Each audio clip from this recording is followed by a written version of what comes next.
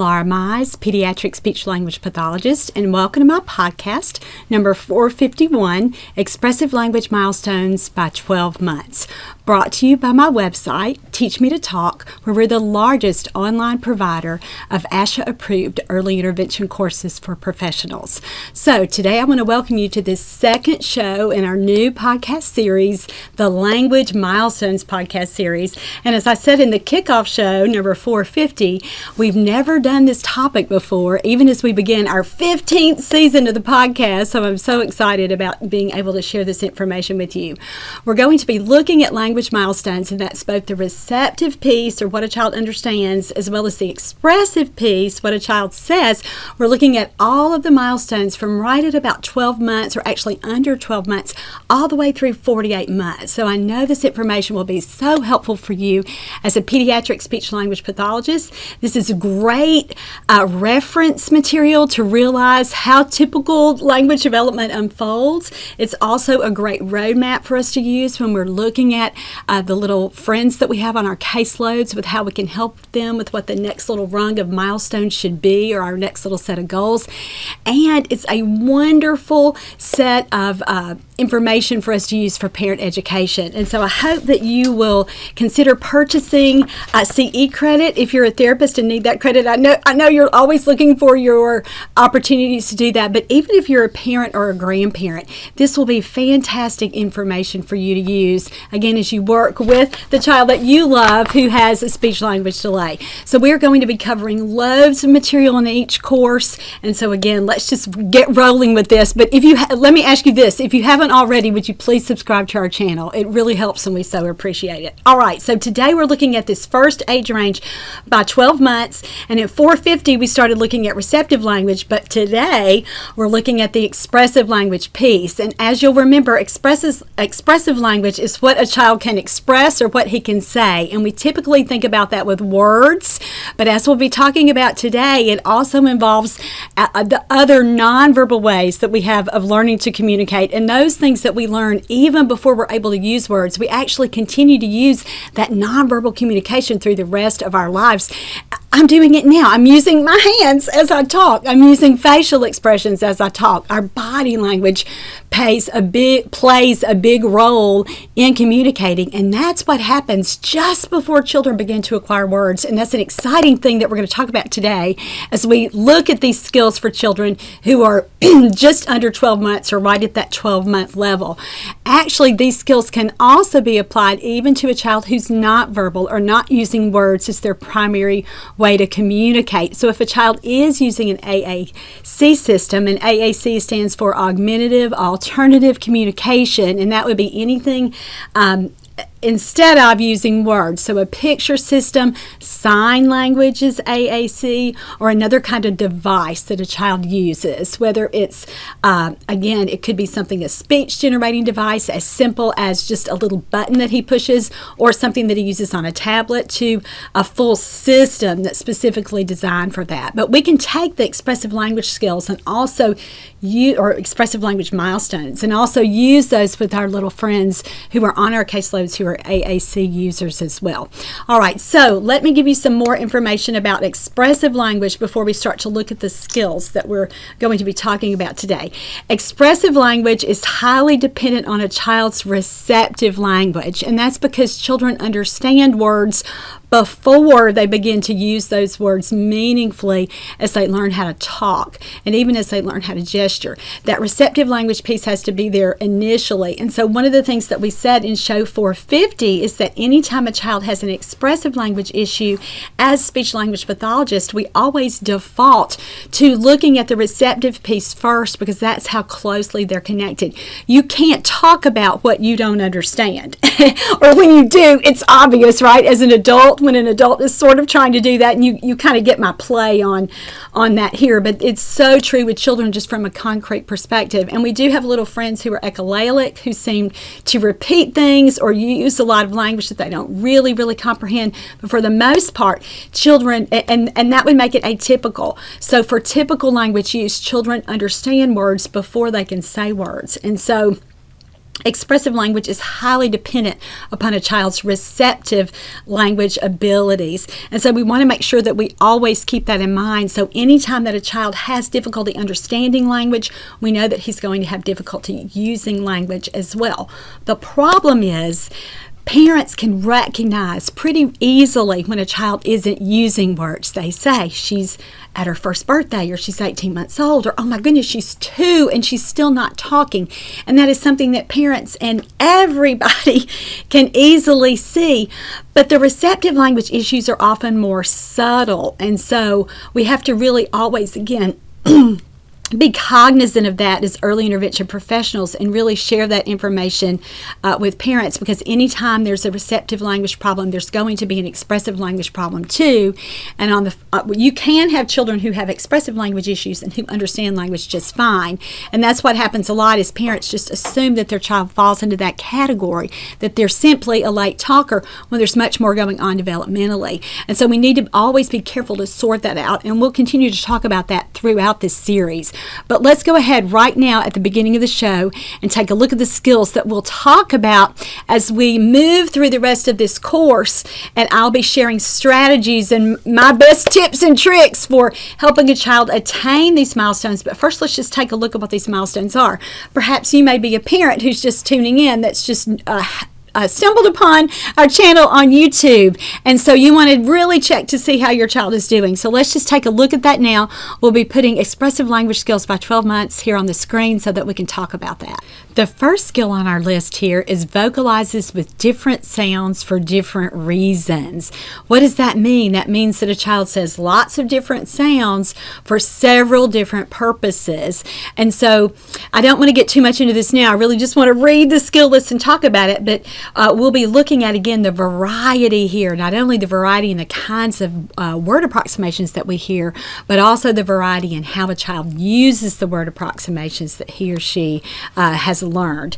The second skill here is uses gestures functionally, and that means that they understand what it means to point and that they are telling you, I want that, or go get that for me. They understand that when they're waving, that they're actually saying goodbye to someone, and they start to use these gestures on their own to convey their own little messages. And gestures are so important, and I have lots of information to share about that. But that's the second skill here with expressive language milestones by 12 months. We want a child using gestures purposefully and meaningfully. The third skill that we're looking at here is that a child by their first birthdays will say mama or dada meaningfully, and that's such a special milestone for parents to hear. That's something they waited to hear the whole time they were expecting that beautiful baby, and certainly maybe even before that as a mom or a dad or a parent or a husband and wife dreamed of being a parent. And so again, it's such an important milestone, and it does come in by about 1. And so when we have little guys on our caseload that are older than that, that should be one of our first goals. The fourth skill that we want to talk about here, the fourth milestone, is imitates play sounds and other consonant-vowel combinations. And so here's where imitation comes in. And imitation is so important because it's how all of us learn everything. As we become adults, we may learn by reading, but usually it's by watching or looking at something that we want to know how to do, that sequence or that new concept or new skill. We watch somebody else do it and then we repeat it. You're actually probably doing that here right now if you're watching on YouTube, or even if you're listening to the podcast on your phone. You want to hear the things that someone else is telling you, how they do it or what they've done that's been successful, and then you want to copy that. So again, imitation is a skill that we use throughout our lifetimes, and it's something that we have to help children learn how to do when that's not coming naturally. And so here, I don't want you to think about what comes after the word imitation. I just want you to think about imitation because that's how important that is, and certainly we want to see that happening by 12 months. Because this is a show about language development, we will talk about those first little things that come in, and we'll spend a lot of time talking about that whole hierarchy as a child learns how to imitate. But the particular milestone here is that children will imitate play sounds, and that would be things like sound effects, things like animal sounds or vehicle noises, or or if they hear a cell phone ring, they try to imitate that. Any little play sound and a little, again, just something that they've heard that's not really a word. And we also include those little early words that are exclamatory words like uh-oh and wow and whee, and those kinds of words come into play here too. Plus other consonant-vowel combinations, so other kinds of early word approximations. Children will hear you say a word and then they try to imitate it. And so that comes in again before a child, or right around the time a child turns 12 months. The next milestone is just that next little jump up, which just begins to imitate familiar words. So again, now their imitations sound more word-like, so that when mama says milk, they try to say meh or ma or or whatever variation they have, but mom knows that her child tried to imitate that word that she says over and over and over. And that familiarity is such an important part of that.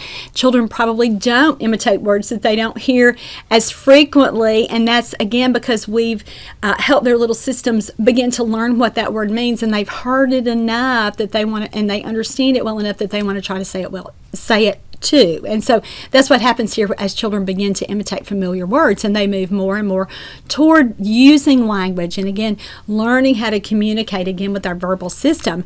And then the last milestone here at by 12 months that we want to see with expressive language is that children actually begin to use one or two words on their own, so completely spontaneously, so they don't have to hear it immediately before or within the few seconds or minute before.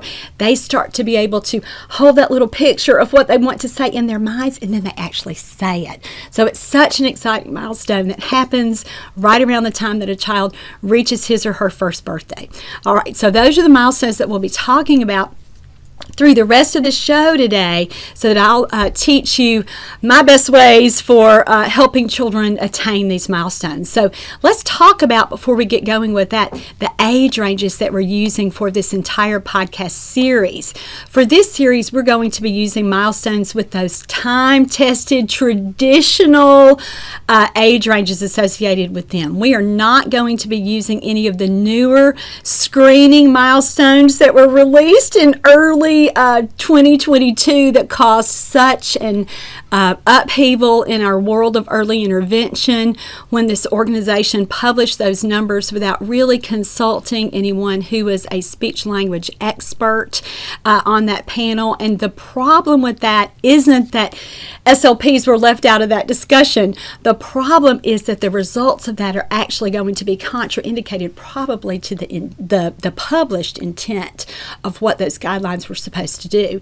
They're supposed to help parents really know when there's an issue with their child and get services started and provide intervention if children rise to the level of that, where their milestones are well below, or if their skills are well below what the milestones are for a particular skill.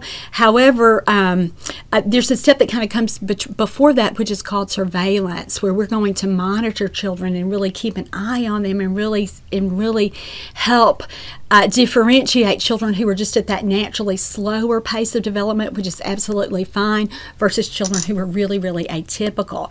And with the release of those milestones that were so controversial, I think that we're actually going to miss more children because the age ranges were way, way, way too low for those things. And so, or however you want to look at it, maybe you could even think about it as too high. So saying that you don't have to worry about a child's language development until they have 3 words by 30 months, that's way off. We're down here at the 12-month level talking about when typically developing children begin to acquire words. And so we would still have that whole year and a half later that didn't happen until a child turns 2.5. So there's a big discrepancy here. So we're not going to do that. We're going to use the time-tested, traditional, evidence-based milestones. And when I pulled these milestones together, I actually did this for my therapy manual, which is a great resource if you are a pediatric speech language pathologist or another professional who works with children with communication issues, or if you're a parent parenting your own child and working with your child at home. This manual walks you through all the information that we're covering in this series with a child's language skills. And so I pulled this together using both normed and criterion reference tests, and then sort of looked at what indicators or what skills were present on all of those tools, and those are the things that I wanted to use because I wanted it to be really, really consistent and kind of build a consensus so that we could trust this information.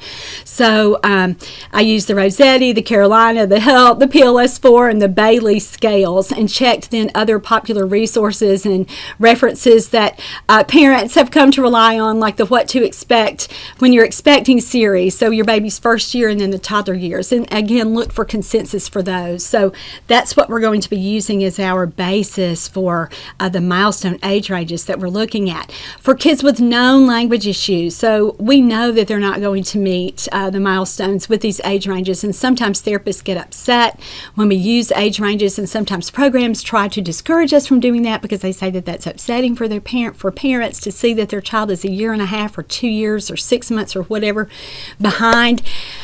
I get it, but if we don't really provide information that's reality-based, we end up with parents thinking, again, not really understanding where their child is falling along that continuum. And again, this is not to hurt a parent's feelings or continually tug at their heartstrings and get their emotions going. It's just to provide accuracy with how their child is functioning, which is what they want to know in the first place, all right? So it's certainly going to be something that you can use in your practice, and even it's well known that therapists and well established that we use our milestones, and this is what we base our therapy programs on. And it's designed to do this because we need to look at these skills kind of collectively. With these are all the things that should be happening at one time, so that when we are determining therapy goals, we don't pick and choose from goals. This little guy with the expressive language, I'm going to pick a goal that's in the 12-month level and the 18-month level and the 24-month level. It doesn't work like that. It's very, very sequential. And so again, when we think about using these skills kind of as a little collection of what we should be looking at happening in the child. And again, this doesn't matter if he has a language delay. If this is happening for him at 18 months or 20 months or 27 months, these are the kinds of things that we should be looking at all at once. All right, so back to your handout, and this is where we're going to be walking through the skills, and we have the skill here on the right for just a quick check, and then we have the strategies that we're going to be discussing all on the left side. And again, if you are a parent and a grandparent or another kind of professional and you're watching these shows and you're benefiting from these shows, this is a great way to support our work by purchasing the handout. And so you can find the link for that as well as the CE credit here below in the post on YouTube. And it's so important because it makes it possible when you support our work like that, we can keep these things going, and it makes it possible for parents who can't afford that. So we certainly appreciate that. All right, so let's get to the first skill today. Vocalizes with different sounds for different reasons. And as we talked about with the receptive language show, we're not including all the milestones up to 12 months because when we look at milestones, it's sort of understood that if the child can do these things here at 12 months, he's actually been working on all of these things, and he's been acquiring little skills even back at 3 months and then 6 months and 9 months. All of these skills lead up to a child being able to vocalize different sounds for different reasons. And so again, this doesn't just happen on a child's first birthday. This is continuing and building all along a child's first year. So vocalizes for different sounds for different reasons. Let's just break this down and talk about all the different components because it's really a loaded milestone. So our first word here is what? It's vocalizes. So does a child understand how to intentionally use his voice? So this would mean that child is vocal. Our colleagues in ABA separate vocalizations and verbalizations, but SLPs, we don't really do that. We kind of, or when we do, we keep it just super general. With verbalizations really are more words, and vocalizations are the sounds that we make that aren't necessarily words. And so again, the expressive language milestones before this level also, again, build that variety in there. So that's the next thing that we want to hear. A child vocalizes with different reasons or different purposes. And parents can usually recognize and differentiate even a baby's crying with different ways that he uses his crying. He could have cry. And again, some of this is probably reflexive at the beginning, but over time it does become more purposeful or more intentional, so that a child has a different cry when he's hungry versus when he's bored, when he's hurt versus when he's just needing some attention because, again, it's really a really kind of different need. And so there are different reasons, and babies learn to differentiate their crying that way. Other vocalizations, again, that aren't crying have lots of variability, like laughing, a chuckle versus a squeal when a child is just enraptured by what's going on, versus, again, that whining or that whimpering that they kind of learn to do purposefully. And you start to think, that's when parents start to think, he's manipulating me. No, he's communicating with you. He's communicating with you in a way that you understand and that you know, I need to get over here and give him attention without this full-on cry. He's learned that he can do it in a different way.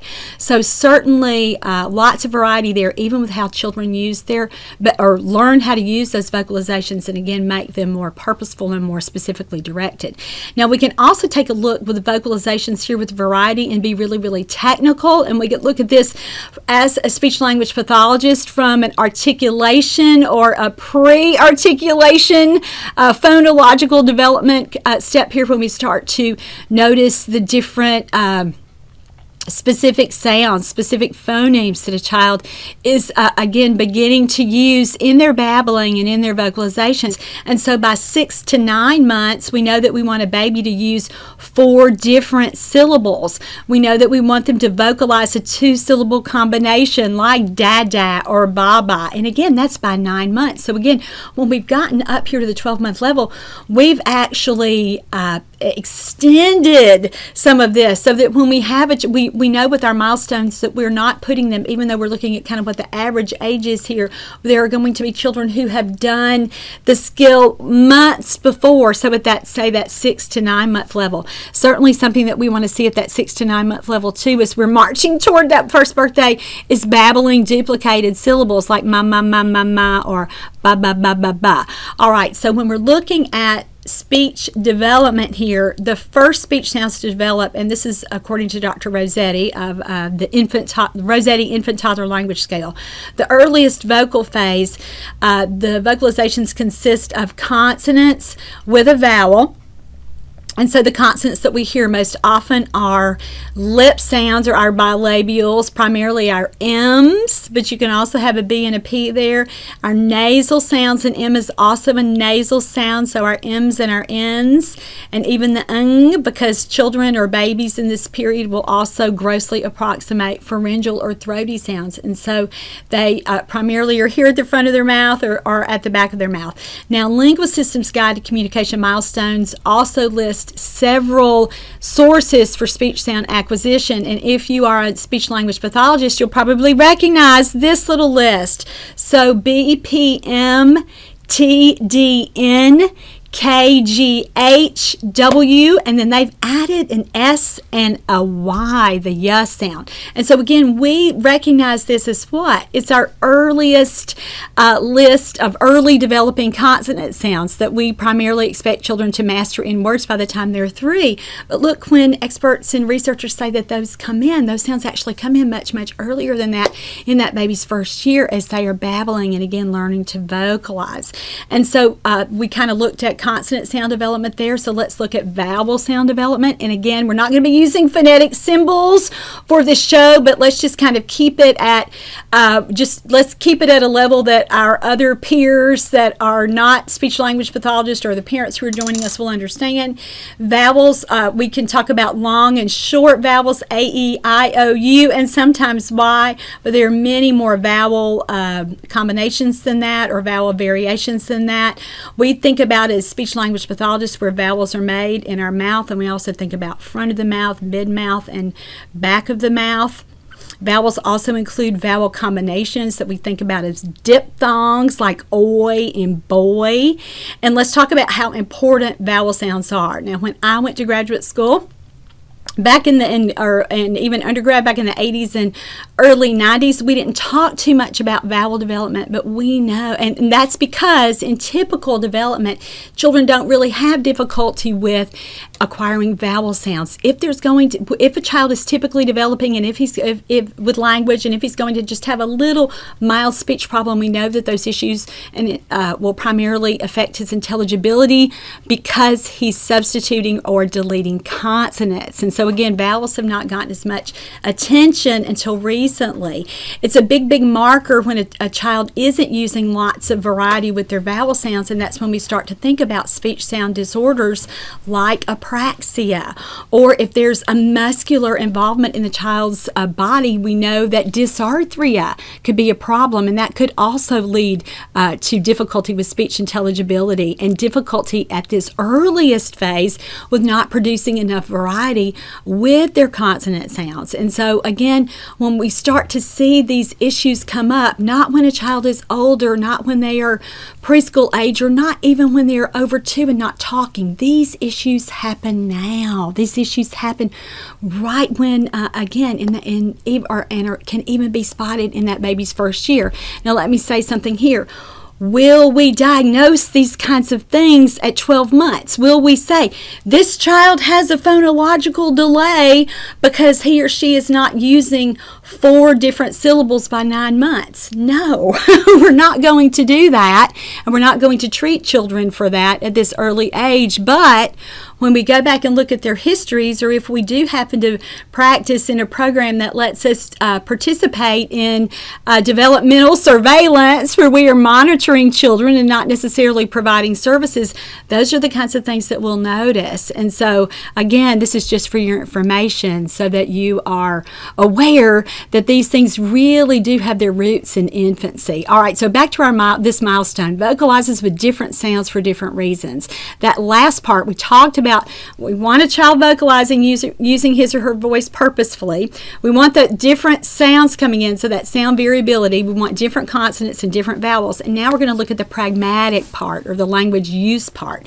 That's where children vocalize different sounds for different reasons. Now we talked about it with crying, that even back in infancy we could hear that differentiation, and that parents can realize that, oh, he's got a wet diaper because this is how his cry sounds when he's wet, or this is a really big deal. I got to get myself into that room real quick. I can't just let him linger here while I make a bottle or do something else. He's not fine. I've got to get in there. Children then begin to carry over that intentionality even with sounds. And again, this is before they get to words, but they start to do it here. Maybe there's an emphatic da or ma or something that lets a parent know, oh, boy, they're mad. I can tell right now, even, they're not telling me off yet, but they have such a tone, even right here at 12 months, and they're using their voice purposefully for that. And so we want to see that communicative intent develop here before a child turns 12 months old. So let's talk about communicative intent. And again, that's a message without words. You get what I'm meaning even without me supplying the specific vocabulary. And moms and dads can start to read those things in their children. And if you spend any time with a child, you'll start to be able to do that too. Or if you've spent lots of time with lots of children over the years, you start to kind of know these things and start to be able to read into these things a little bit better and get those messages and interpret that. But what are some other, let's talk about the real specific ways that babies do this. So the first thing that they really do to start to demonstrate communicative intent is with reaching. And so really purposefully saying, I want that. Let's back up a little bit and talk about the 3 ways. That's what I skipped here. The 3 ways that babies and toddlers first begin to demonstrate their own communicative intentions. And they do it with affect. And we'll talk about what each of these things are in a minute. Affect, gestures, and vocalizations. So affect, gestures, and vocalizations. And let's talk about just some real common things that I started with. Reaching is a way to show intentionality. Turning your head away. The hand, where a child is visibly telling you, I reject you, or I reject what you're trying to offer me right now. I'm refusing. I don't want anything to do with that. What about when a baby's looking around and crying? What are they saying? They're saying, somebody please help me. Or again, any little message, that nonverbal communication that a child would be conveying to us to let us know, I have something to say here, please pay attention to me. So communicative intentions, and we've learned this, our reference here is Dr. Stanley Greenspan, who did lots and lots of work with children on the autism spectrum, and he was the inventor of floor time, which is a huge methodology that we use to treat children with autism. It's a relationship-based approach, and certainly he's taught us a lot about looking at communicative affect, and so, or communicative intentions. And so he says that we do this through affect, gestures, and vocalization. So what's affect? Affect is visual demonstration of your feelings. So according to Dr. Greenspan, we demonstrate affect with our body language and with our facial expressions. So we smile when we're happy. We grimace, a scowl when we're upset, or maybe even when we're frustrated. We have a pouty, sad face when something has made us really, really disappointed or sad. And so babies and toddlers do that too, as you know. And so that certainly is the way that we can start to help children begin to express that communicative intent, is by really, really using their affect. And we do that through modeling. We'll get to the strategies in a minute, but let's move on with gestures. What's the second part of how children demonstrate communicative intent? They use gestures. So again, what are gestures? These are any kind of nonverbal body movements that we assign specific meaning to, that we know what that means as the sender, and that you know what that means, or the person who's listening or watching would know what that means as the receiver. And so that would be, pointing, waving, clapping. Those are three of the big ones that we use for children who are here at this 12-month level, but we're going to be looking at lots more of those things, and we want to see these things happen by the time, again, a child is 12 months. And so we put all this together. We said that they use affect and gestures, and then they begin to use vocalizations. And again, all different reasons to communicate. Am I calling you? Am I responding to you? Am I asking a question? Am I labeling something? Am I expressing displeasure? Am I squealing because I'm delighted? All different tones of voice, all different facial expressions, and we want to see this by 12 months. So what do we do if we're not seeing, and again, this is a big milestone, boy, we've talked about this for a long time, but it really is the basis for everything else we're going to talk about in this age range. How can we get this going? So we address what's missing, and so we do what we just did when we walked through that. Is he vocalizing? Well, if he's not vocalizing, we've got to get that piece going first. Is there variety in the vocalizations? How do we teach a kid who's not making many sounds? How do we get those different kinds of sounds? Movement is a big thing. Anytime, and really moving a child and getting his little system revved up enough, or if he's super busy, calm down enough through movement to help him begin to vocalize and begin to use his little voice purposefully.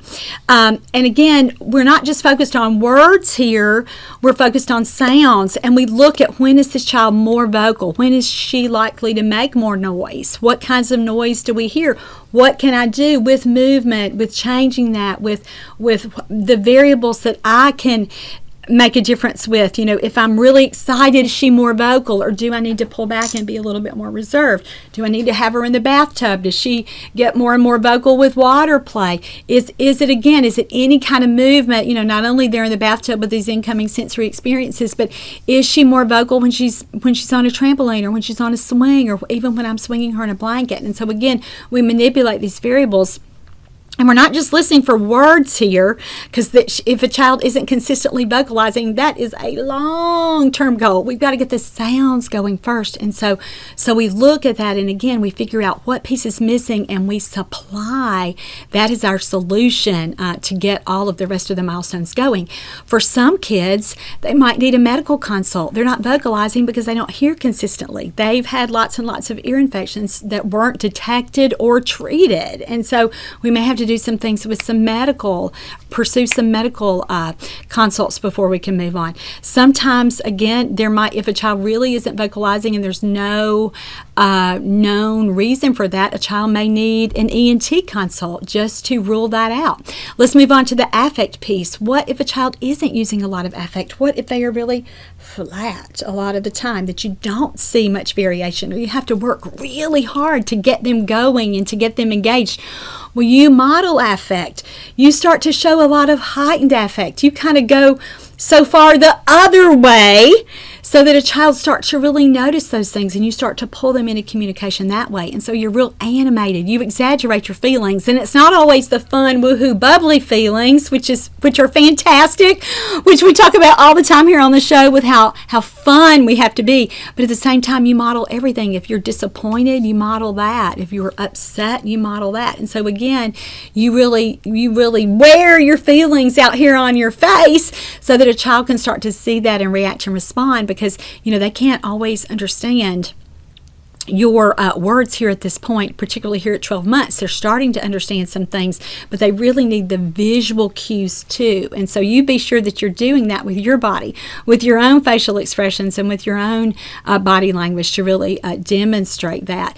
And so not just words. And so the next piece of that would just be encouraging any kind of vocalization. And again, I've already mentioned this. We don't start with words, but we start with easier, earlier vocalizations that a child might be able to imitate. So the play sounds. And we're going to be talking a lot about those kinds of things as we go. So just know that those are the kinds of things that you'll need to do.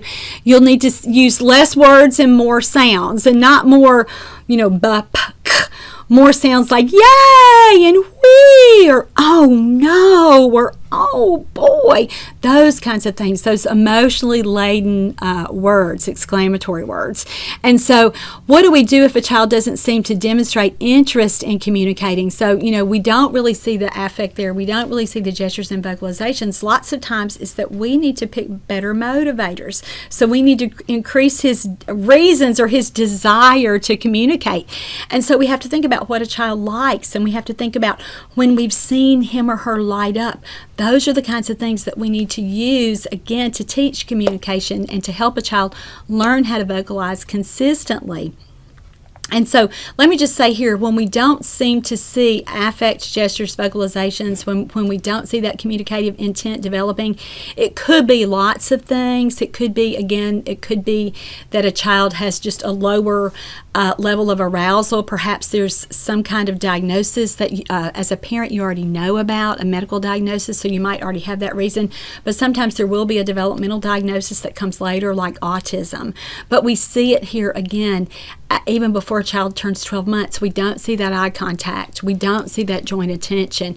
We don't see that affect. We don't see them really get excited and light up with a person like we do maybe even with an object that they like. And so again, it's that reciprocity or that engagement piece and that back and forth pieces that are really, really missing. And so again, would we treat these things at 12 months? Well, perhaps. If a parent is concerned about autism, lots of times the parent will have another child, so an older sibling has autism, and so sometimes we get those siblings in treatment earlier because the parents know. Sometimes there's a concerned pediatrician. If there is a gross motor issue, sometimes we'll tack speech therapy on the end of that when we anticipate that there will be a problem learning how to communicate because of a known cognitive or intellectual disability that we know that a child will have because of his or her diagnosis. But sometimes, again, we're not treating it at this age. And so this is just to talk about it and just to know that, autism just doesn't happen when a child is 18 months or 2. These things probably have shown themselves even when a child missed these milestones here even at 12 months. All right, so that was our first milestone, vocalizes with different sounds for different reasons. We talked about a lot of different things within the context of that milestone, and that's okay because it sets the stage for all the 1, 2, 3, 4, 5 other milestones that we'll need to talk about now. The next one is also a really big topic and a big milestone for a child to meet, is use his gestures functionally. And so in our introduction, we talked about that would mean that a child not only knows how to use that little body gesture or that nonverbal movement that he's doing there, but he also knows what it means. So he's not just imitating the motor part of that, he's assigned meaning to that. So the receptive language skill is developing too. And that's why we said that receptive language is always connected to expressive language. So it doesn't, until the child understands that he's not only imitating you flapping your hand in the wind, he's understanding that you're saying goodbye. And so again, this is so important because this is how children become communicators. They learn how to do it non-verbally first. So in typical language development, gestures are so important because they happen right before a child begins to use meaningful words. And so you'll notice that a lot if you're looking at just a classroom of 1-year-old babies in a daycare center. Lots and lots of them have started to, especially if they're over 1, they're at that 15, 18-month level, they're starting to use their words even when they're not at home, and so you start to hear those little words.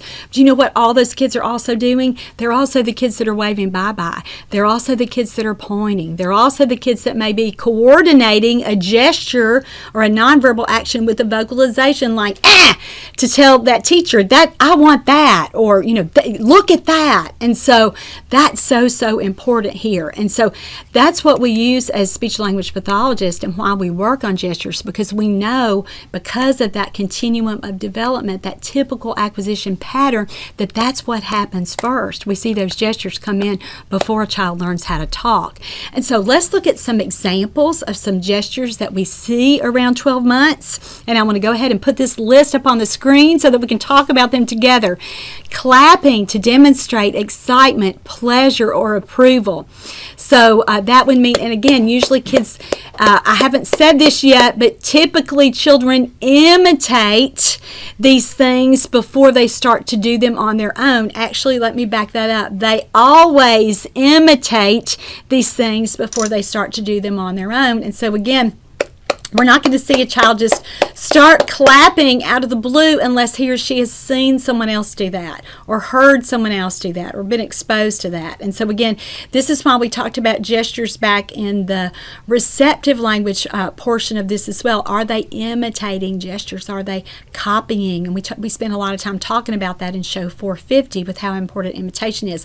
We'll talk about that in 2 more skills. We'll get to that whole imitation piece, but again, I wanted to mention that here. So clapping to demonstrate excitement, pleasure, or approval, or celebration. The second example of a gesture, reaching up to be picked up. And this is the one that we talked about in the receptive language show in 450, where we said, does a child understand when you ask her want up? Has she linked meaning with that? And that's one of the first things that children will understand because it's happened thousands of times and they understand it. Their mom has picked them up over and over and over again, and she always says one up. So they've learned that when they see her hands reaching down like that and when they hear those words one up, their response should be what? I'm going to lift my arms up too. I'm going to respond to that. That's my part of that. And so that's a gesture that we'll see really, really early. What about gimme fingers? A lot of kids use those. We had 3 children, 2 boys and a girl, and our baby girl was the only one who did the gimme fingers. And so, but that's one that you'll see often with children. Shaking their head yes, nodding their head for yes, and then shaking their head no. That's a really, really big one. How about blowing kisses? That's a really sweet gesture that lots of babies learn how to do. So affectionate. I just love it. Waving bye-bye, we've already talked about. Games like high five or gimme five. And again, those are to connect with another person. You might play high five or gimme five when you're celebrating an accomplishment. It might be something, or even like a fist bump, where you're using that to greet or for approval. We talked about these gestures too, where children can push a person away or put their hand out and turn away in displeasure. That's a gesture. Pulling an adult or leading an adult toward what he or she wants. Now that's a gesture that lots of children with autism learn, and it's kind of their main gesture that they use, or their only gesture. And I often caution therapists, if that's the only one that you're seeing, there's not enough variety. We don't want to diminish the importance of that gesture because it's extremely communicative with parents. Sometimes that's the only way a parent knows what a child who will go on to be diagnosed with autism wants, is that they go get that person and they physically lead them there. And then sometimes when they get there, say into the kitchen, they can't really extend the gesture use beyond that. They can't really point. They can't really use their eyes to look at what they want and then look back at their mom and then look back at what they want, so that mom figures out, oh my gosh, he's looking right at the Teddy Grahams. That's what he wants. And so kids with autism sometimes just use that leading. And again, look at that if you're a therapist. If that's a child's only gesture, look at that really, really closely, because that could really tell you that's the only one that he can do. And so that's certainly something that we need to pay attention to. Patting, tapping, or tugging an adult to gain attention. So, like the tap on the shoulder, kids aren't going to do it like that, but they're going to pull at your pants or tap your leg, and parents will notice this if they're involved in something else. Say they're talking on the phone or talking with their spouse or their other children, or perhaps they're even just deeply engaged in something else. A kid might have to come up and smack you so that they can get your attention. But that's a wonderful gesture. It's a nonverbal way of saying, hey, it's my turn. Pay attention to me. All right, showing an adult an object is super, super important, and it always signifies, again, what? Joint attention. It always lets us know that that child understands that they want you to pay attention to the same thing that they're paying attention to. And so when a child brings you an object and is making eye contact with you and then looks back at the object, they don't even have to tell you what's wrong. You know I've got to figure something out, that there's something with this that they want me to notice. Is it that it's exciting and they're just showing me? Is it broken? Do they need help opening? So again, it's an opportunity for a child to be able to engage you. And so when children aren't doing that, again, we expect problems with interaction and engagement, and autism is the number one thing that we look at there. It could be that some children use gestures kind of to entertain you. So when they learn little tricks like Dada, or even, if you're a football family, when a child does touchdown, when you're watching the game together, that's certainly another example of a gesture. Pointing is the ultimate gesture of all, because it's so communicative or communicative, however you'd like to say that word.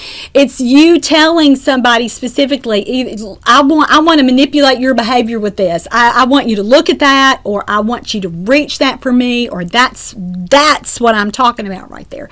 And so pointing is such a fantastic gesture that we want our children learning and using well by the time they're 12 months old. Other little gestures that happen when children get a little bit older, like where did it go, when they're looking around for something. You might even start to see a gesture like I don't know, or something to, kind of that shrug. You might see that when a child is a little bit older, toddler. And certainly another gesture like shh, be quiet. So that certainly is one that we all understand.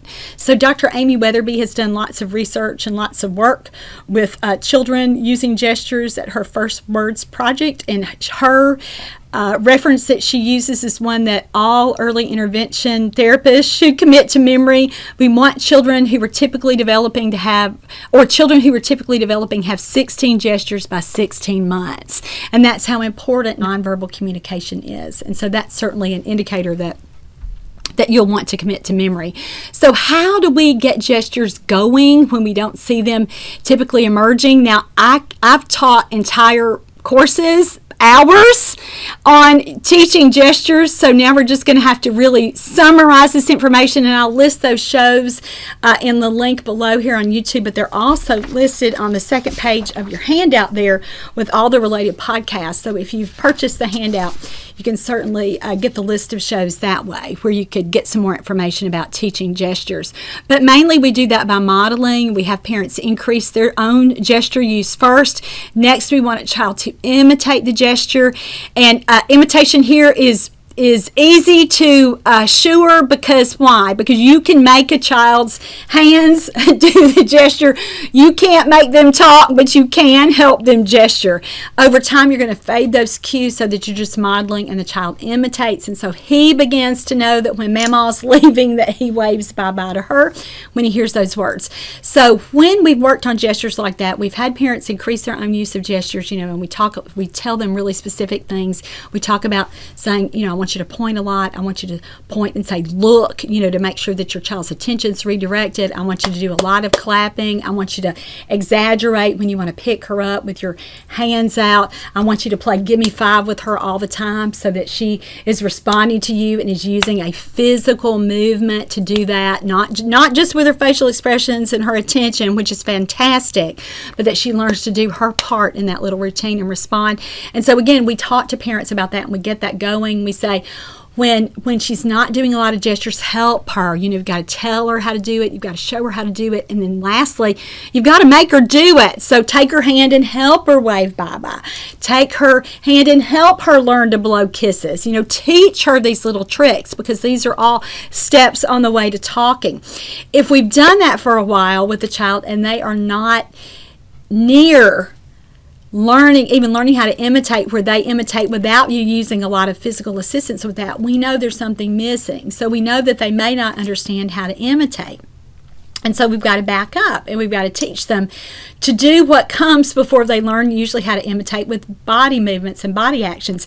And that's going to be imitating, again, instead of the gestures, we would back it up to earlier, easier body movements that we would imitate. So clapping would be a good one to start with there. But even something like jumping, or something like holding your hands up, or maybe waving your arms, or any kind of big gross motor body movement. We might have them imitate us by running, where we start this with running games where we run and we want them to run with us, and then we get to the point where we stomp our feet and they stop to stomp their feet, or we kick the ball and they kick the ball. And so again, those body movements, and again, when we've added the ball, we've actually kind of gone back a step further in development, and we're helping them, we're teaching them how to imitate by learning how to imitate actions with objects. And so again, we're going to talk about this in 2 more indicators. We'll walk through that whole hierarchy of imitation, but I want you to know that here, if a child doesn't seem to be catching on to imitating gestures, we have to maybe back up and teach them how to imitate with easier, earlier things that come first. Now, here's the beauty that I want to talk about here with gestures, that's particularly for parents of children who you have been trying to teach to use signs like more or please or cookie or whatever sign you're working on, and they don't seem to be catching on. You have done it for weeks or months with no success. It's because they're missing something too. They really probably aren't using any kind of gesture. So that's why we as pediatric speech and language pathologists don't usually start to teach sign language until we've seen some children use some gestures, or until at least they're imitating body movements.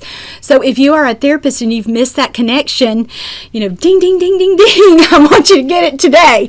You don't start signs with kids unless you see that they can imitate some other easy body movements, and if they are understanding the meaning when they're using gestures. So we don't really start signing more and all those other kinds of wonderful signs that we teach until we see these other things first. So we would start with clapping and waving and pointing and those easier, earlier, or hand motions with a song. We would start with those things first, and then we would move to sign language. So if that's you, if you're a parent and you're really struggling, that's what's happened. You got to back it up so that child can learn how to imitate and then move forward. And then you'll assign meaning to those gestures. And again, I found that a lot of kids really don't kind of get the language delayed kids, not typical kids, but language delayed kids won't get those meanings with those early gestures until they're participating in a lot of that other kind of imitation that comes first. So to cap this milestone, if we don't see gestures emerging by 12 months, it is a red flag. And in typically developing toddlers, they usually have several gestures that they're using by 12 months. And then, as we said before, 16 gestures by 16 months. And so you've got to do what we said with that first indicator, is go back and look at what are the specific things that are missing.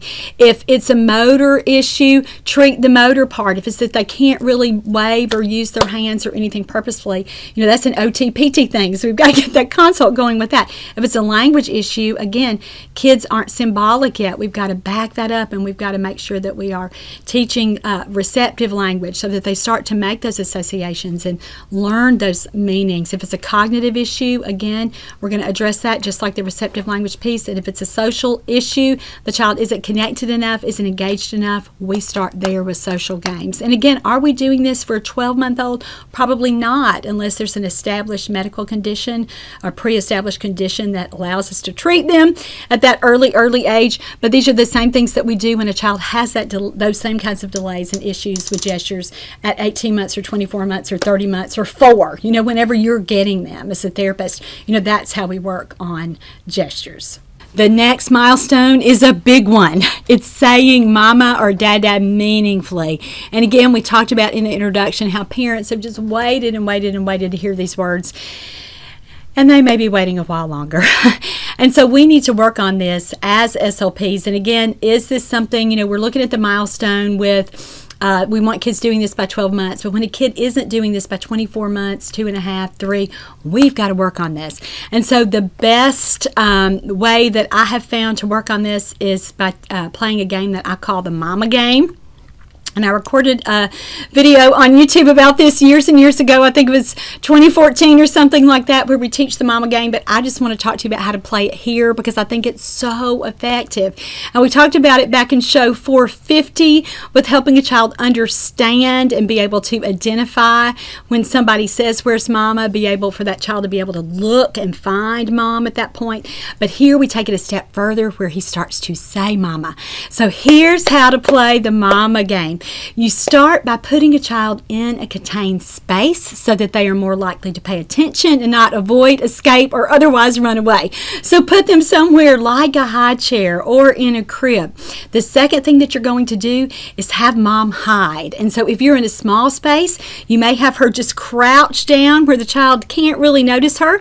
If you are, say, in the kitchen, she might sort of get on the other side of the counter. If you're in the bathroom with her and them and you're kind of playing it in this context, she could hide behind the shower curtain, or as I do it in my office, I just send them outside the door. And so once they're out there and they're waiting, and you come back in with the child and you say, "Where's Mama? Where'd she go? Where's Mama?" And you say the word Mama several times, and you put it purposefully at the end of your phrase. So it's the word that the child is hearing and remembering and hopefully holding on to. And so hopefully here she's going to start to look around as you're saying, "Where's Mama?" And then you say, "Let's call her. Let's call her. Let's say, Mama." And again, you're teaching gesture use when you're modeling, putting those little hands or even your big hands up beside your mouth, and you're really showing them, this is how we initiate this. And I've seen lots of kids, before they even start to say Mama, they put their little hands up even before they can say the word, because they've anticipated that and they've learned that, and that's kind of their sign or their gesture for calling. And so again, you model that, Mama, Mama, Mama. And then what do we want Mom to do? We want her to jump out and be so excited and say, Mama. And so usually when that happens, the baby toddler gets so excited and you all can clap and cheer. But we want Mom to be really, really animated when she does that. She can't just kind of phone it in and just kind of show, act like she's nonchalantly coming in the room. Did somebody call me here? That's not going to be as effective as when she really gets into it and kind of jumps out and does the whole Mama, Mama, yes, Mama. And you want her saying the word over and over and over, because we always want toddlers, especially those with language delays, to hear what we want them to say. So you have her say that key word, Mama, over and over. And so you play that game several times. After you've celebrated, you do it again. Have her hide in the exact same place. Don't really try to trick the child with a complicated game of hide and seek, because that's not what we're doing. We're teaching the child here to call his mom and just to recognize that that's her name and recognize that he can say that too. And so it's a great little game. I always encourage parents not to play it with too many people at once. So once a child learns Mama, then move on to Dada, then move on to Bubby or Mama or whoever else they're trying to call that they want to teach a child to be able to say their name. It's a great way to do it. I've taught it to literally hundreds of families, and that video has tons of hits on YouTube, so I know it's been successful. So we have to really help kids make that association. Not only do we want them to recognize who Mama is, but we also want to do that with teaching them to call somebody with that nice gesture, and then finally to say that word that she's been waiting on, so that they can really learn how to say Mama. Now, you can teach a child with pictures of Mom, and certainly with everybody with their phones. We all have hundreds of pictures of ourselves on our phone. Mom can certainly use that too and practice that way and get it going that way. But I like that little Mama game, and I've had tons of success, and so I hope that you have as much success with that too. Now we want to move on to this next milestone, which is imitates play sounds and other consonant-vowel combinations. Now, we've already talked about this a lot in these previous milestones, and that's why we said all these milestones build on each other. So here we get to this milestone where we're really talking about where we're helping a child move toward imitating real words, but we're not quite there yet. So let's talk about play sounds. What are play sounds? So play sounds are sound effects. So they're like the animal sounds that we talked about, like saying moo for a cow, or baa for a sheep, or quack, quack, quack for a dog, or even something simple like a pant for a dog, or even a snort for a pig. Not quite word-like, but they're sounds that mean something nonetheless. You could also have vehicle sounds, so things like your motor sound, or even things like the brake squealing, or any kind of little sound that you want to do there. A choo-choo sound, woo, woo, anything like that would be a play sound. I also consider things like play sounds or those vocalizations that we make that aren't even, that we can't spell at all. So things like a purposeful fake cough where you cough and the child tries to cough too, or tries to even initiate that to get you involved in that little back and forth game. Or even things like blowing raspberries. Those are the things that we're talking about here. Now, we've got that at 12 months, but the truth is, in typical development, lots of babies are doing this around the 9 or 10 month level. Now, I don't want you to really pay attention to the sounds, although those are important. We want to still talk about the key component here, the big thing here, which is what? Imitation. Imitation is how all kids learn everything, and especially how to talk. And so kids aren't going to learn how to say words on their own until they first imitated words or copied the words that they've heard you say. Here we're looking at it though before we get to that level. It starts actually with environmental play and those kinds of sound effects things that we've already talked about. And even before that, nonverbal imitation is going to come first. And we've talked about that a lot with gestures and the body movements that we've already talked about. But the best way to really get imitation going is with lots of repetition in a very playful way. And let's just take the big part of this that we started where the indicator is, and then we'll talk about what to do if we're not seeing that. So here with play sounds, so the first thing we want to do is really just model and then wait for the child to imitate. Now, we help him if we can. We cheer for him. We do our expectant waiting. We set it up for him to imitate.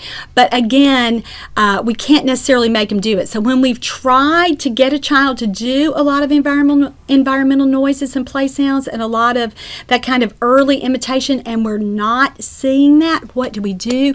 We have to back up.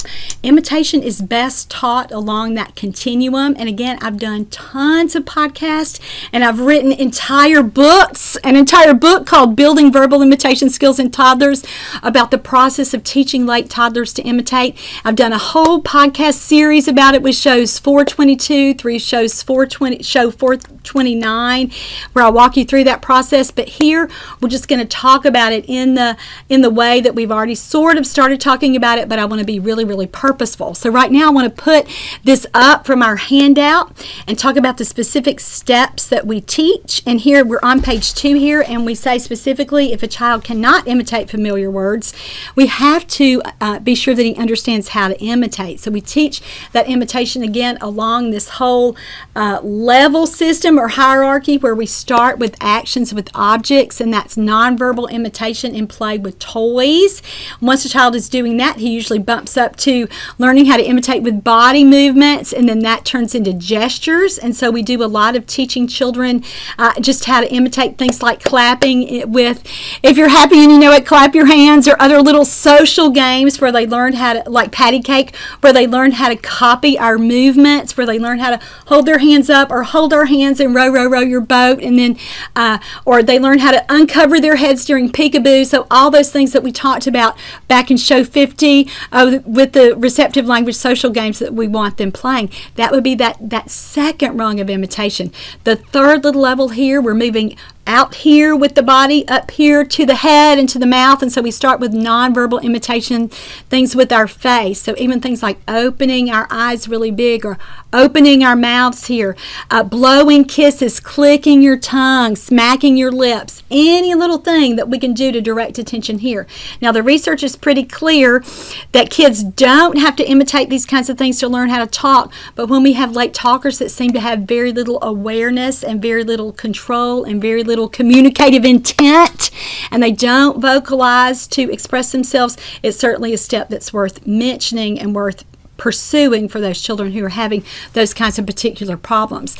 The next level of imitation is the milestone that we're actually talking about here with play sounds and exclamatory words, those next two little levels of imitation. And so we can see all the things that have to come first before a child gets here. And so when we have a child that's having lots of difficulty imitating at this level, we know that we've got to back up and we've got to teach them how to do these easier early things first. And so you've got that list right there.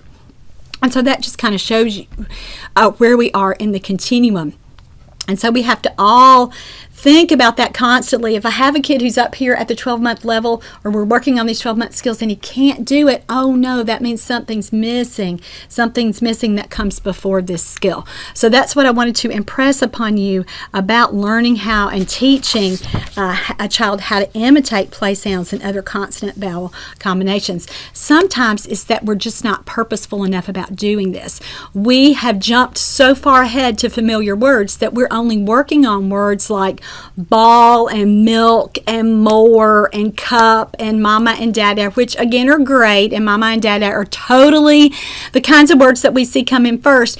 But at the same time, children to learn how to imitate need those other kind of almost words first. So words like uh-oh and wow and we and yay and oh boy and those kinds of expressions actually come first. And so we've got to model that, and we've got to pick up the things that we talked about when we were talking about gestures, where we have to go back and pick up that affect piece. We were using lots of emotion, and exclamatory words are designed just to do that, to present and to convey that emotion when we don't have a large enough vocabulary to be able to express that yet. So be sure that you're modeling those kinds of words and thinking about those kinds of words, even things like animal sounds and vehicle noises. Plan those as part of your treatment for a child who's working at this developmental level, even before you get to those familiar words, and you'll see a lot more success. And the truth is, a lot of times this is where we get kids anyway. They're already saying this when they come to us in speech therapy. They might say mama or dada and might have a couple of other animal sounds or a couple of other little words like uh-oh or shoot or something like that that they've acquired from someone else that they've imitated. And so be sure that you're including that in your treatment plans. All right, the next skill, or next to the last milestone that we're going to talk about, is even higher. Now we're all the way up to begins to imitate familiar words. And so even if a child is only using an approximation of the intended word, she is going to use the same sound sequences long enough that we want to be sure that we are recognizing that as a word. And most parents are great at this, and we know that when children first learn to talk, they're not going to get all the right sounds in the right places. And so sometimes, and I bet you've experienced this as a speech language pathologist or another early intervention therapist, that a child is actually saying more than a parent is giving them credit for. And so we want to reinforce that, and we want to help parents really recognize those words, word approximations, especially if there's a speech sound component that they are using so many sound substitutions that you begin to figure that out because you just know how to listen to kids and you've acquired that skill, and you have to help parents begin to do that too. So let's talk about words that are noted in the earliest vocabularies of typically developing babies here at this 12-month level. And we'll put this up on the screen. These are words like social words such as bye-bye, night-night, or something like boo in the context of a social game. Also names of familiar people, objects, or nouns. So we think about this as, like we said before, all the important people, mama, dada, if they see their grandparents or have brothers and sisters, those kinds of words. And then very familiar objects that are tied to their everyday routine. So their favorite toys, their favorite foods or drinks. Those are the kinds of early words that we hear, like baba for a child's bottle, or like myth for milk, or again, maybe their favorite food is I don't know, chicken, and so maybe they say something like tit or O for yogurt. So any kind of little word approximation that you begin to recognize that the child uses the same set of sounds over and over and over. Usually these first and then also another kind of word are our requesting words. So words like please, more, again, up, all done, down, those kinds of words. Usually these first words are all tied to familiarity. How often do I hear this word? Is it something that my mom says to me or my teacher at daycare says to me over and over and over and over and over again? So that's, again, where repetition plays such a big part. Children rarely say words that they haven't heard over and over and over at this phase unless it's really, really novel. And so novelty plays a part here.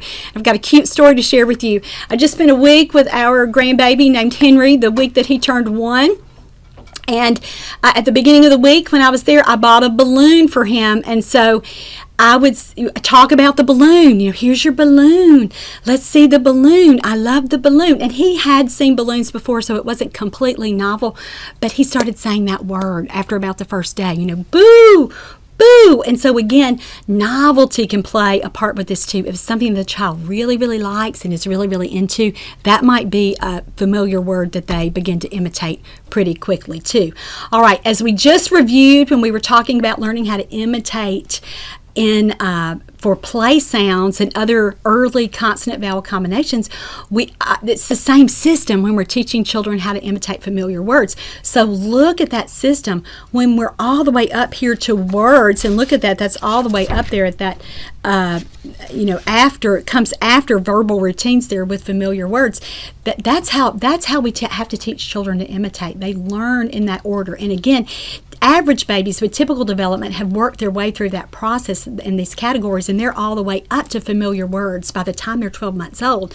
And babies without a language delay, those who are following that more typical trajectory, they are imitating words well by the time they're 15 to 18 months old. That's when parents say he's a little parrot. He just copies, he just echoes everything I say all day long, and that is just perfect. And so when we see a child who gets past this 12-month level who's not imitating yet, by 15 or 16 months, that should be really, really strong. And so again, that baby needs to be screened if they are not really imitating.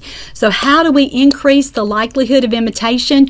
We listen carefully for those words and those attempts, and we encourage those approximations. So it has to be something meaningful that the child wants, that he sees, or that he desires.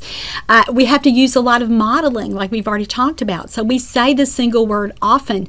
We reduce the complexity. We don't leave a word in the context of a really long sentence. Like, I can see you looking at this donut that Mommy's holding right here, and all you have to do is tell me, and I'll give it to you too. What's the key word in there? It's donut. We should be saying donut. You want a donut? Here's a donut. I'll give you a bite of the donut. And another thing we do that I've just modeled there is placement. So putting that key word at the end of the phrase, particularly if you're not going to stick to a lot of single words. Another thing we can do that we've already talked about to increase the likelihood of imitation is to use the other things, like I said, we've already mentioned, our affect and our gestures. And so we model these words with, again, more emphasis. We exaggerate them. We might even elongate them so that we're saying cookie instead of cookie. We increase the likelihood that child will notice and will want to try to imitate the word too when we change our affect, when we change our prosody.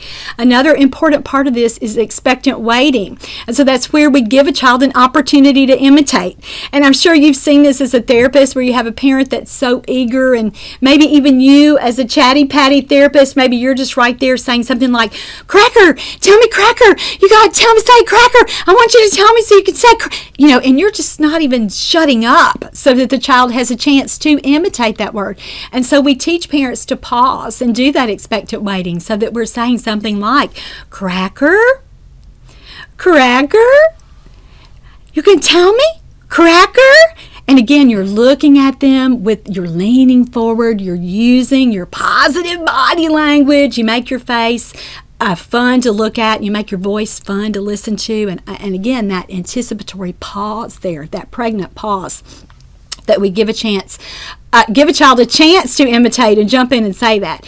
And then lastly, we reward that. And when we reward children for something that's been hard for them, they're more likely to do it, just like adults are. And so the natural consequence is we give a child what he asked for, but sometimes we have to set it up to make it even more meaningful than that. So we have to do some physical contact rewards. So we have to do some high fives and some hugs and some tickles and some squeezes or some swing arounds or whatever that child likes. And so we even our colleagues in ABA might do something like giving a child an edible or a little snack after they've done each little task that they want them to do. And so rewarding children, especially in speech therapy at this phase, is really, really powerful. Don't get so caught up in natural environments and in interrupting the flow, blah, blah, blah, blah, blah. When it's hard for a kid to talk, we've got to know that, and we've got to, again, make it worth their while. All right, finally, we're here to the last milestone, which again is just a compilation or continuation of everything we've talked about until now. It's that a child will say one or two words spontaneously. Remember the big things that we've already talked about. A child usually doesn't say a word unless he's heard it a lot. So and he's imitated it a lot. Usually these words here in this first vocabulary it's usually mama or dada and then something else that's extremely familiar. I count noises here or little exclamatory words like uh-oh, or like I said, a noise. If it's an animal sound like moo, if I can spell it, it's a word to me, and so I count it. And so we certainly want to give kids credit for that, even again a word that might be just an approximation, even with some deletions or substitutions with sounds there. And so what do we do for a child when we're not seeing this? Well, we've talked about all these strategies. We keep doing the same thing with teaching imitation, with modeling, all the great things that we talked about. But one thing that we can do here to increase the likelihood that a child will begin to use more words, even imitatively, is to offer choices. So here at this level, it's so important that we teach parents to give a child choices all day long. So we don't just give him a sippy cup. We walk through the whole process of, what do you want to drink? Do you want milk or juice? And we have them pick one of those. And then we say, which cup? Which cup do you want it in? Thomas or Elmo? And then we let them pick which one that is. And again, this is assuming that the child is already a pretty competent imitator, or at least attempting to do that. And then we provide even more choices for that. Oh, where do you want your cup? You want mommy to hold it up or put it down? Where do you want to sit? Do you want to sit at the table or in the den? And so you give children all of these opportunities. And so you've taken, just with that little silly example that I came up with off the top of my head, there's 4 or 5 choices in there. And that's a big difference than all day long if you emphasize that with a parent and they are providing those choices and that opportunity to imitate, 4 times versus every 1 time before. Look at that. Look at how many imitations that, a kid who might have said 5 words all morning now is imitating 20 different occurrences where he's using a word approximation there. So important. The more kids imitate, the more likely they are to begin to use words spontaneously.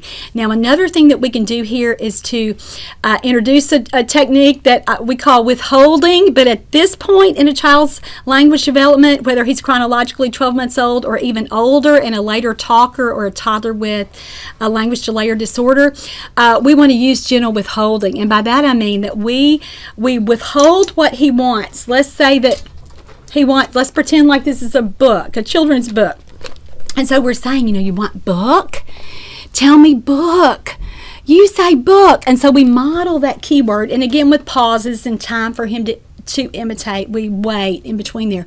But we want to say our keyword or model it 3 to 5 times so that we give him that opportunity to repeat that word. And then what do we do if he still doesn't say it in that 3 to 5 times? We give it to him anyway. And that's the gentle part of this. We don't withhold it like you can't have your cup unless you say cup. We never want to do that. We want to still give it to them because why? We want them to try. We want to keep them with us. We want to keep that desire and that motivation building. We don't want to destroy that relationship there.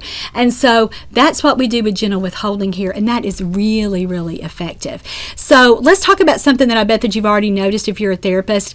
This milestone list that we've reviewed here with this 12-month skills, and again, let's go ahead and put that up on the screen again. It looks just like like our early goal list for late talkers, right? And we talked about this at the beginning of the show, but I want to be sure that I mention it now.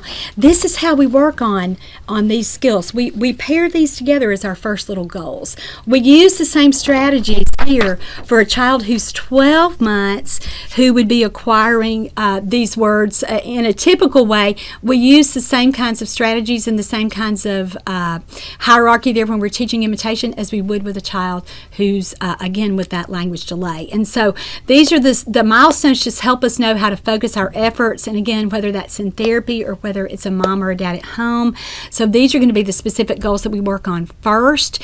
And so always with our components of our early speech therapy plans for expressive language delays, we're going to be looking at these big things. So here's our summary for today. We're going to increase the variety of vocalizations. We'll establish communicative intent. We're going to teach gestures. We're going to work through that imitation hierarchy. We're going to target familiar words first, and then we're going to encourage spontaneous words through choices. And that, again, is just such a nice summary of the things that we do when we're beginning to work on expressive language with so many of our little friends who are toddlers and still not talking. All right, so to wrap up this show, I want to share some resources for teaching these skills. And I mentioned this along the way, but Teach Me to Talk, the therapy manual, is the book where I've recapped all these milestones from right under the 12-month level all the way through the 48-month level. Much of the information from today's show was from that book, and so you'll find even more ideas there. So things that we had to kind of rush through here, you'll get the written version there in the book. If you are a speech language pathologist, you need this book. Therapists tell me it's the one resource that they use every single day when they're working with children on their early intervention caseload, so I hope that you'll check that out. I've also got some podcast series that'll help you, and again, I've included those here on the second page of our handout, as well as below the post here on YouTube. So the show's about pointing, gestures, and imitation. Please take the time to listen to those, because those will walk you through things we just had to really hurriedly cover today. I also want to redirect you to pre-linguistic skills, and so the things that have to happen before kids talk. We haven't talked a lot about that in the context today as far as me saying this is a pre-linguistic skill. But so much of the things that we talked about are also covered in my manual, Let's Talk About Talking. And these are the 11 skills that all toddlers must master to learn how to talk, whether they're talking on time or whether, again, there's some kind of speech language delay. The links are below. All right, that's all for today. Coming up next, we're going to have our next 2 shows in this podcast series. So 452, where we'll look at receptive language skills in toddlers 12 to 18 months, and then the expressive counterpart of that with show 453, which would be the expressive language milestones. There's such nice overlap, and again, I know you'll notice that between 450 and 451, we want children to understand things receptively, and then we want them to say them expressively. And so I hope that throughout this whole series that we can emphasize that, so that you understand how connected those receptive and expressive language skills really are. All right, that's it. That's really it for today. That's all. Thank you so much for joining me. I'm Laura Mize, pediatric speech language pathologist, and we so appreciate you being here for our podcast from Teach Me to Talk.